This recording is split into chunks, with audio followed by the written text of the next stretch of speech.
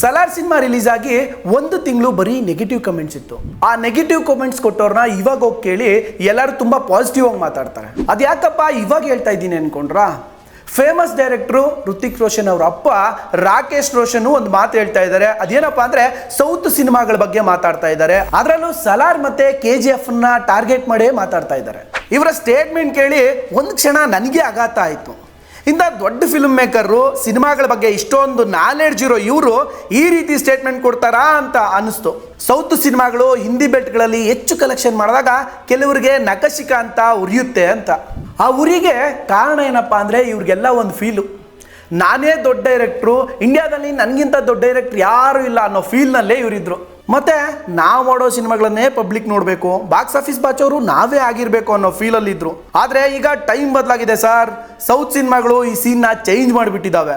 ಬಾಹುಬಲಿಯಿಂದ ಶುರುವಾಗಿದ್ದ south dhamaka ಎಲ್ಲಿಗೆ ಬಂತಪ್ಪ ಅಂದರೆ ಈಗ ಪುಷ್ಪ ಹಿಂದಿ ಬೆಲ್ಟಲ್ಲೇ ಅತಿ ಹೆಚ್ಚು ದುಡ್ಡು ಬಾಚಿರೋ ಸಿನಿಮಾ ಆಗೋಗಿದೆ. ಇದೇ ಅನ್ಸುತ್ತೆ ನೋಡ್ರಿ ಪಾಪ ರಾಕೇಶ್ ಅಣ್ಣಂಗೆ ಉರಿ ಹತ್ಕೊಂಡಿರೋದು. ಈ ರಾಕೇಶ್ ಅಣ್ಣ ಏನು ಹೇಳೋರೆ ಕೇಳ್ರಿ, ಇಂಡೈರೆಕ್ಟ್ ಆಗಿ KGF ಮತ್ತೆ ಸಲಾರ್ಗೆ south films did well but they look so black. It feels like you want to breathe oxygen and come out of theatre. ಇದಾದಮೇಲೆ ಅಣ್ಣ ಇನ್ನೂ ಏನೇನು ಹೇಳೋರು ಕೇಳಿ. South cinema is not progressing, they are sticking to same formulas that work. ನೋಡ್ರಿ, ಅವರಿಗೆ ಸಿನಿಮಾಗಳನ್ನು ನೋಡಿ ಉಸಿರಾಟಕ್ಕೆ ಕಷ್ಟ ಆಗ್ತಿದೆ ಅಂತೆ ಪಾಪ.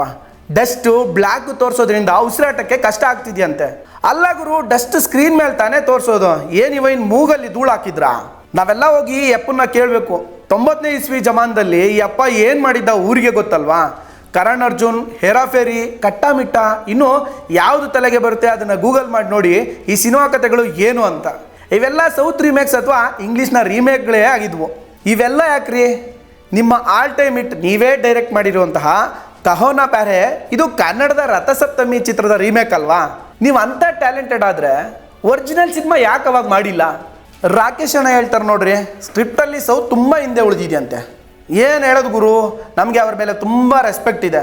ಹಾಗಂತ ನಿಮ್ಮನ್ನ ಬಿಟ್ಟು ಯಾರೂ ಸಿನಿಮಾ ಮಾಡಲ್ಲ ಅನ್ನೋದು ನಿಮ್ಮ ಫೂಲಿಶ್ನೆಸ್ಸು ಸರ್. ಬಾಹುಬಲಿ, KGF, ಸಲಾರ್ ಇವೆಲ್ಲ ವರ್ಷಾನುಗಟ್ಟಲೆ ಜನ ನೆನಪಲ್ಲಿ ಇಟ್ಕೊಳೋ ಅಂಥ ಸಿನಿಮಾಗಳು. ಇವೆಲ್ಲ ಬಿಟ್ಟು ನೀವು ಒಳ್ಳೆ ಸಿನಿಮಾಗಳನ್ನು ಮಾಡಿ ನಾವು ನೋಡ್ತೀವಿ. ಸೌತು ನಾರ್ತು ಅನ್ನೋದನ್ನು ಬಿಟ್ಟು cinema industry Indian cinema industry ಆಗಿ ಎಷ್ಟೋ ಕಾಲ ಆಗೋಯ್ತು. ಅದನ್ನು ನೀವು ಅರ್ಥ ಮಾಡ್ಕೋಬೇಕಷ್ಟೆ.